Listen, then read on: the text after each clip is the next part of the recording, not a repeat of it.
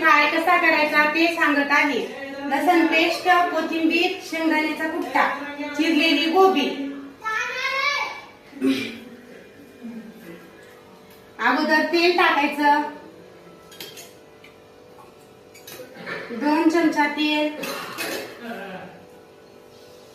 मोहरी, लसूण पेस्ट टाकायची,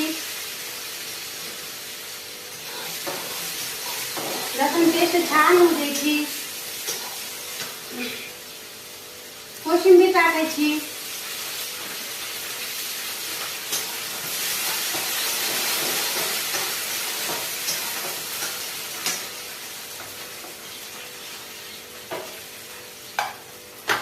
लाल चटणी टाकायची,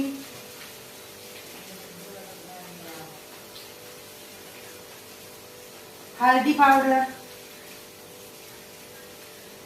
2 चमचे लाल चटणी,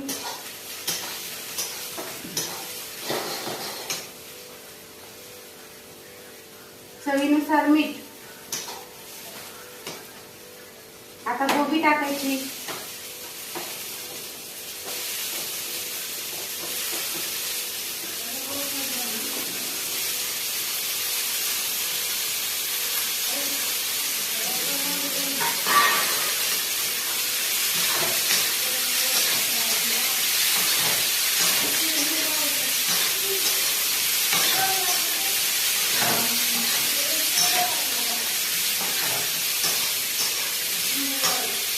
शेंगदाण्याचा कुट्टा,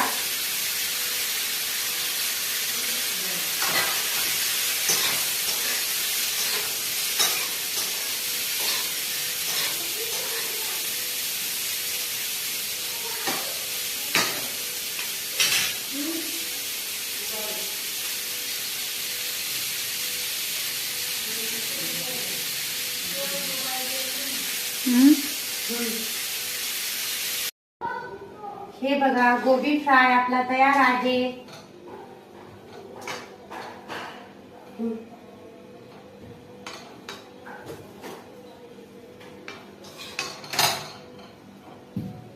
हे बघा आपला गोबी फ्राय किती छान झालेला आहे। हे बघा,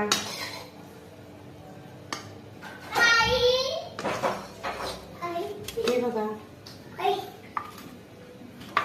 किती छान आहे आपला गोबी फ्राय झालेला।